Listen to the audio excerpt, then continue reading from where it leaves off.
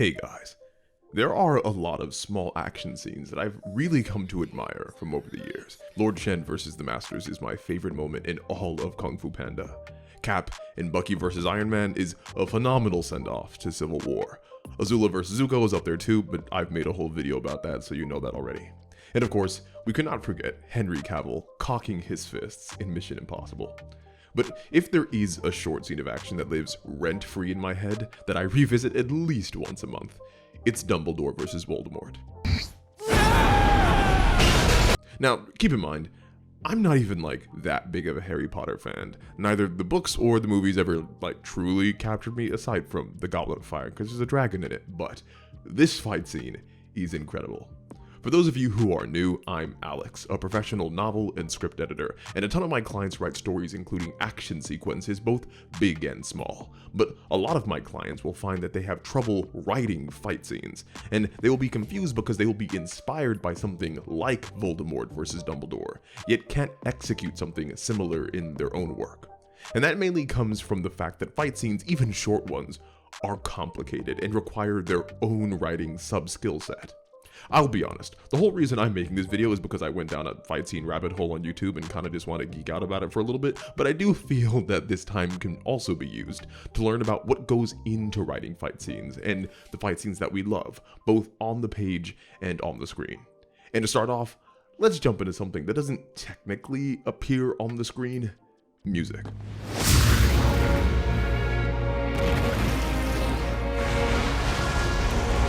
Music can be incredibly powerful, and the amount of effort that goes into its composition can be astounding. For those of you who know the show Succession, listen to how the composer Nicholas Bortel meticulously intermingles music and narrative. I'm constantly winding in these notes that aren't part of the scale just to kind of like jolt the music in a different direction.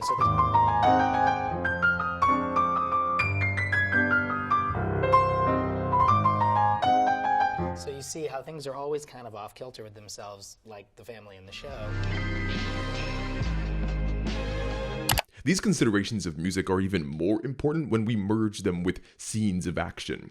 Just listen to how the music completely synchronizes and deepens this moment from Game of Thrones.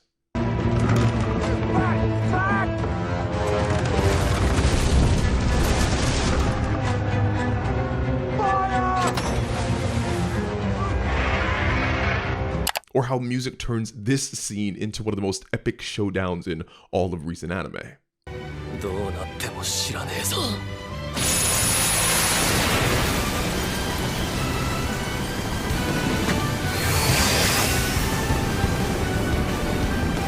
Or how Beckett's death becomes elevated and perfectly somber through the use of thematic music.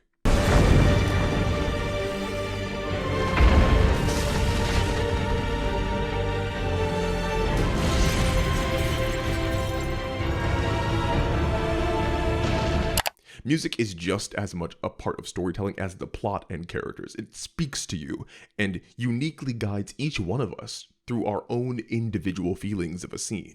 Music elevates visuals and experiences into something greater, something beyond just the physical sights.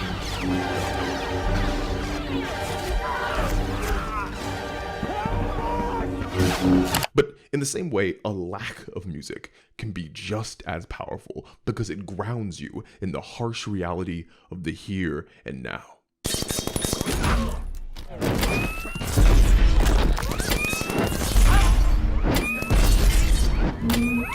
Take a look at this musicless scene from Annihilation.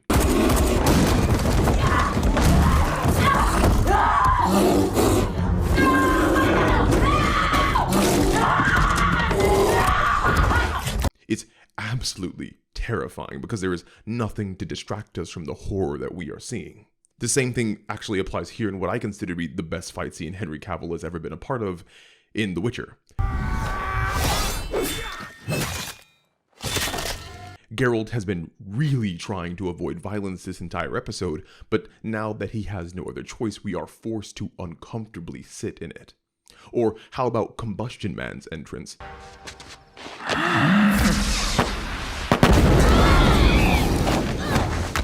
The gang was asleep. They are confused, they are disoriented, and we of the audience have no idea who this man is or what he's capable of.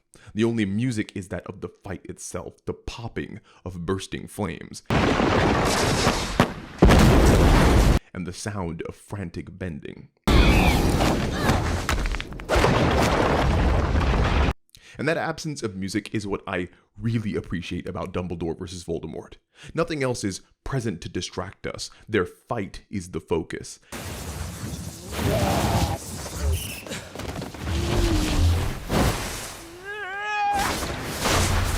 This lack of music is a narrative technique. It works to ground over-the-top magic into something that actually feels gritty and visceral and almost real.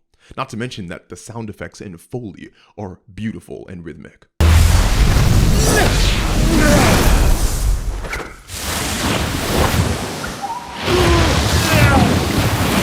Of course, the allure of so many fight scenes is the actual content of the action, but all that action really only gains weight from what has come before it. Don't get me wrong, scenes of action can be awesome without having build-up. I still think about how great the Dark Knight's opening is. But those types of scenes are almost exceptions that prove the rule. The best scenes of action are those that we are invested in because of previous storytelling choices. It's Thanos coming onto the scene after being teased for so many years and beating the piss out of Hulk. It's Tai Lung being talked about like the boogeyman and then actually being the boogeyman. And so this should make a lot of sense when we're talking about freaking Voldemort and Dumbledore. These were, and to many still are, the titans of middle grade to young adult fantasy fiction. Voldemort is the modern day Darth Vader. We got the tiniest tease of Voldemort's power in The Goblet of Fire, and Dumbledore is the headmaster of Hogwarts and is regarded as one of the most powerful wizards in all of the world. This battle was 4 movies in the making. The link between these two master wizards had been laid out for years, and now we get to see them clash. This is a crystal clear execution for you writers out there, that if you want your fight scenes to hit, you have to make us anticipate and crave them beforehand. But most importantly, and I cannot stress this enough, your fight scenes must tell a story. For so many writers that I've worked with, fight scenes became just spectacle, and while there is certainly a value to the rule of cool, fight scenes really are supposed to be telling their own story in service to the greater narrative. And that is what Voldemort versus Dumbledore does amazingly. Fights are awesome because they are visual storytelling. You know, show, don't tell? Well, that is the essence of a well-made fight scene. However, I like to say, demonstrate, don't describe. Voldemort versus Dumbledore doesn't need a long explanation in between each move. The story is clear through action. Fight scenes should be the crystallization of characters, where they become most evident of who they are. We see all of Voldemort's evil and maliciousness on display just from his magic. He uses fire, darkness itself, bends the environment to become his weapons. He is vicious and relentless and sadistic. And then his foil, his opposite, is Dumbledore. Where Voldemort uses fire, he uses water. Where Voldemort attacks, he defends. And what's more, it's not just the characters being advanced here, but the world as well. Conflict between powerhouses in fiction become exciting for us because we get to see the magic system of the setting pushed to its limits. We spent hours and hours of movie watching students and mentees from before use magic with wands and verbal spells, and the spells that we have seen for those 4 movies are cool but relatively mundane. But here, it's because we've been so accustomed to such minor magic that this scene is so astounding. Dumbledore and Voldemort are like little gods here, and all Harry and the Death Eaters can do is watch. And just as quickly as it begins, it's over.